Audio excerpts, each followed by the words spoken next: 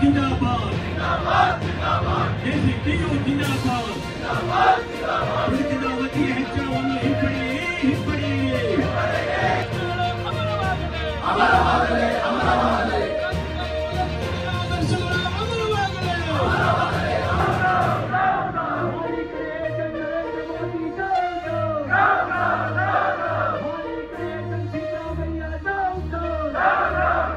ಕಾಣಬೇಕು ಅಂತ ಅಷ್ಟೇ.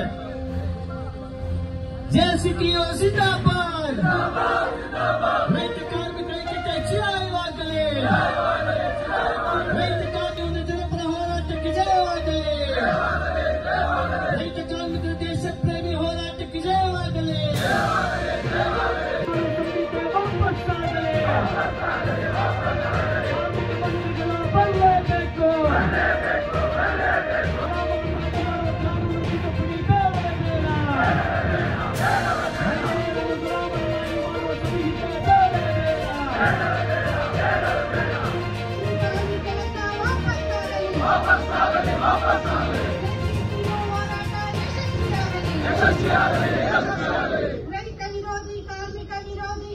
ಸರ್, ಇವತ್ತಿನ ಪ್ರತಿಭಟನೆಯ ಮೂಲ ಉದ್ದೇಶ ಏನು, ಕೇಂದ್ರ ಸರ್ಕಾರ ಈ ಹಿಂದೆ 2020ರಲ್ಲಿ ಕಾರ್ಮಿಕರಿಗೆ ತೊಂದರೆ ಆಗ್ತಕ್ಕಂತ ಕೆಲವು ನೀತಿಗಳನ್ನ ತರಲಿಕ್ಕೆ ಹೊರಟ್ಬಿಟ್ಟಿತ್ತು.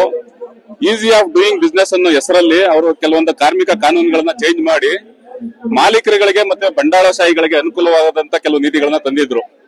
ಇವತ್ತಿನ ದಿನಗಳಲ್ಲಿ ಈಸಿ ಆಫ್ ಲಿವಿಂಗ್ ತರಬೇಕಾಗಿತ್ತು, ಆದ್ರೆ ಈಸಿ ಆಫ್ ಡೂಯಿಂಗ್ ಬಿಸ್ನೆಸ್ ಮಾಲೀಕರಿಗೆ ವರದಾನವಾಗುವಂತ ಕೆಲವು ನೀತಿಗಳನ್ನ ಏನ್ ಕೇಂದ್ರ ಸರ್ಕಾರ ಹಿಂದೆ ಜಾರಿಗೊಳಿಸಿತ್ತು ಅದನ್ನ ಈಗ ರಾಜ್ಯ ಸರ್ಕಾರ ತರಲಿಕ್ಕೆ ಹೊರಟಿರೋದು ಶೋಚನೀಯವಾದಂತ ಪರಿಸ್ಥಿತಿ.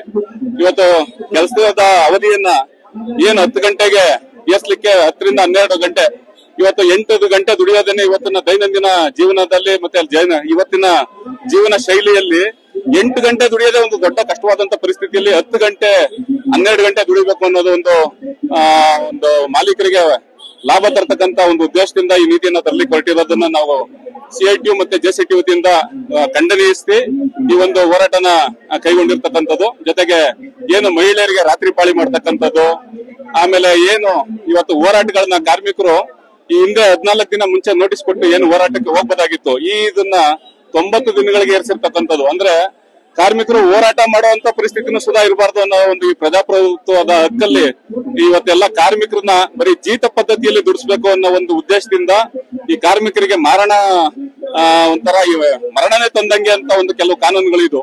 ಹಾಗಾಗಿ ಕಾನೂನುಗಳನ್ನ ಯಾವುದೇ ಕಾರಣಕ್ಕೂ ಜಾರಿಗೊಳಿಸಬಾರ್ದು. ಏನು ಕಾರ್ಮಿಕರ ಪರವಾದಂತ ಕಾನೂನುಗಳೆಲ್ಲ ಉಳಿಬೇಕು, ಕಾರ್ಮಿಕರು ನೆಮ್ಮದಿಯಾಗಿ ಜೀವನ ಸಾಗಿಸುವಂಗಾಗ್ಬೇಕು. ಆಮೇಲೆ ಕನಿಷ್ಠ ಕೂಲಿ ಇವತ್ತಿನ ಬೆಂಗಳೂರು ಒಂದು ವ್ಯಾಪ್ತಿ ಪ್ರದೇಶದಲ್ಲಿ 36,000 ತಿಂಗಳಿಗೆ ಕನಿಷ್ಠ ಕೂಲಿ ಜಾರಿಗೊಳಿಸಲೇಬೇಕು ಅನ್ನೋದನ್ನ ಇವತ್ತು ಅವ್ರೇನ್ ಮಾಡಿದ್ದಾರೆ, ಮಿನಿಮಮ್ ವೇಜ್ ಅನ್ನ ಒಬ್ಬ ಮನುಷ್ಯ 178 ರೂಪಾಯಿಗೆ ಪರ್ ಡೇಗೆ ಅವನು ಜೀವನ ಸಾಗಿಸಬಹುದು ಅನ್ನೋ ಒಂದು ನೀತಿ ತರಲಿಕ್ಕೆ ಹೊರಟಿದ್ದಾರೆ. ಆದ್ರೆ ಇವತ್ತು 36,000 ರೂಪಾಯಿಗಳು ಬೇಕೇ ಬೇಕು ಅನ್ನೋದು ಒಂದು ಸಿಐಟಿಯು ಇದನ್ನ ಪ್ರತಿಪಾದಿಸ್ತಾ ಇದೆ. ಹಾಗಾಗಿ ಎಲ್ಲಾ ಕಾರ್ಮಿಕರ ಇನ್ನು 10 ಅಲ್ಲೂ 40 ಬೇಡಿಕೆಗಳನ್ನ ಇಟ್ಕೊಂಡು ಈ ಕಾರ್ಮಿಕ ಇವತ್ತು ಈ ಒಂದು ಫ್ರೀಡಂ ಪಾರ್ಕ್ ಅಲ್ಲಿ ಹೋರಾಟ ನಂಬಿಕೊಂಡಿದ್ದೇವೆ.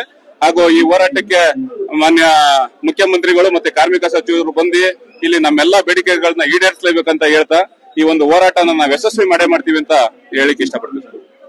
ಟಿಯುಸಿ ಸಂಘಟನೆಯ ರಾಜ್ಯ ಉಪಾಧ್ಯಕ್ಷನಾಗಿದ್ದೇನೆ. ಈಗಾಗಲೇ ತಮ್ಗೆಲ್ಲ ಗೊತ್ತಾಗಿರ್ಬೇಕು, ಏನೊಂದು 10 ಕೇಂದ್ರ ಕಾರ್ಮಿಕ ಸಂಘಟನೆಗಳು ಇವತ್ತು ದೇಶದಾದ್ಯಂತ ಒಂದು ಸಾರ್ವತ್ರಿಕ ಮುಷ್ಕರಕ್ಕೆ ಕರೆ ಕೊಟ್ಟಿದ್ದಾರೆ. ಆ ಮುಷ್ಕರ ಪ್ರಭಾವ ಎಷ್ಟಿದೆ ಅಂತ ಹೇಳಿದ್ರೆ ಅನೇಕ ರಾಜ್ಯಗಳಲ್ಲಿ ಒಂದು ಬಂದ್ನ ವಾತಾವರಣ ಸೃಷ್ಟಿಯಾಗಿದೆ.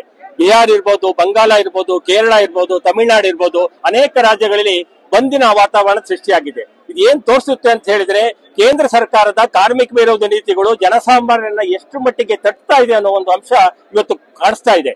ಇವತ್ತೇನೊಂದು ಲೇಬರ್ ಕೋಡ್ ಹೆಸರಲ್ಲಿ ಇವತ್ತು ಕಾರ್ಮಿಕ ಸಮುದಾಯವನ್ನ ಗುಲಾಮಗಿರಿಗೆ ತಳ್ಳೋದಕ್ಕೆ ಕೇಂದ್ರ ಸರ್ಕಾರ ಆ ಒಂದು ಕೋಡ್ ಅನ್ನ ಒತ್ತಾಯ ಪೂರ್ವಕವಾಗಿ ವಿವಿಧ ರಾಜ್ಯಗಳ ಮೇಲೆ ಹೇಳ್ತಾ ಇದ್ದಾರೆ. ಅದಕ್ಕೊಂದು ರೂಲ್ಸ್ ಫಾರ್ಮ್ ಮಾಡಿ ಅಂತ ಹೇಳಿ ಹೇಳ್ತಾ ಇದ್ದಾರೆ. ಏನೊಂದು ಸ್ವಾತಂತ್ರ್ಯ ಪೂರ್ವದಲ್ಲೇ ನಡೆದಿರ್ತಕ್ಕಂತ ಒಂದು ಏನಿದೆ ಆಕ್ಟ್ ಏನಿದೆ, ಐಡಿಯಾ ಆಕ್ಟ್ ಅಂತ ಏನ್ ಕರಿತೀವಿ, ಅದು ಇವತ್ತು ಕಾರ್ಮಿಕರಿಗೆ ಬೈಬಲ್ ಅಂತ ಕರೀತಾರೆ. ಇಂಡಿಯನ್ ಶೆಲ್ ಡಿಸ್ಪ್ಯೂಟ್ ಆಕ್ಟ್ 28ರಲ್ಲಿ ಬಂದಿರತಕ್ಕಂಥವು, ಅದನ್ನ ಮೂಲೆ ಕಳ್ಕೊಟ್ಟು ಇವತ್ತಿನ ದಿನ ಲೇಬರ್ ಕೋಡ್ ಅನ್ನ ತರ್ತಾ ಇದ್ದಾರೆ. ಅದಕ್ಕೆ ಪೂರಕವಾಗಿ ಇವತ್ತು ಎಲ್ಲಾ ಕಡೆದಲ್ಲೂ ಸಹ ದುಡಿತದ ಅವಧಿಯನ್ನ ಹೆಚ್ಚಳ ಮಾಡ್ತಾ ಇದ್ದಾರೆ. ಇವತ್ತು 12 ಗಂಟೆಗಳ ದುಡಿತದ ಅವಧಿಯ ಒಂದು ಪರಿಣಾಮದಿಂದಾಗಿ ಎಲ್ಲ ಫ್ಯಾಕ್ಟರಿಗಳಲ್ಲಿ 3 ಶಿಫ್ಟ್ ಏನಿದೆ ಅದು 2ನೇ ಶಿಫ್ಟ್ಗೆ ಇಳಿತಾ ಇದೆ. ಅಲ್ಲಿರ್ತಕ್ಕಂಥ ಕಾರ್ಮಿಕರನ್ನ ಮನೆ ಕಳಿಸ್ತಾ ಇದ್ದಾರೆ. ಅವ್ರು ಒತ್ತಾಯ ಪೂರ್ವಕವಾಗಿ ಅವರನ್ನ ಒಂದು ಕನ್ಸೆಂಟ್ ಲೆಟರ್ ಒತ್ತಾಯ ಪೂರ್ವಕವಾಗಿ ಒಬ್ಬೊಬ್ಬನ್ನೇ ಕರೆದ್ಬಿಟ್ಟು ಪತ್ರಕ್ಕೆ ಸಹಿ ಹಾಕೊಂಡು ಇವತ್ತು ಓಟಿಯನ್ನ ಮಾಡಿಸ್ಕೊಳ್ತಾ ಇದ್ದಾರೆ. ಯಾವುದೇ ರೀತಿಯಲ್ಲೂ ಸಹ ಓಟಿ ಏನ್ ಓವರ್ ಟೈಮ್ ಹೆಚ್ಚಳ ಕೊಡ್ಬೇಕು ಅದನ್ನ ಕೊಡ್ತಾ ಇಲ್ಲ. ಸೊ ಈ ತರದಲ್ಲಿ ಇವತ್ತು ಕಾರ್ಮಿಕರು ಕುಡಿತಾ ಇದ್ದಾರೆ. ಹಾಗಾಗಿ ರಾಜ್ಯ ಸರ್ಕಾರನು ಸಹ ಕನಿಷ್ಠ ವೇತನವನ್ನ ಜಾಸ್ತಿ ಮಾಡಬೇಕಾಗಿತ್ತು. ಆ ಕನಿಷ್ಠ ವೇತನ ಇವತ್ತು ಪೋರ್ಟಲ್ ಇದೆ ಅಂತ ಹೇಳ್ಬಿಟ್ಟು ರಾಜ್ಯ ಸರ್ಕಾರ ಅದನ್ನ ಮಾಡ್ತಾ ಇಲ್ಲ.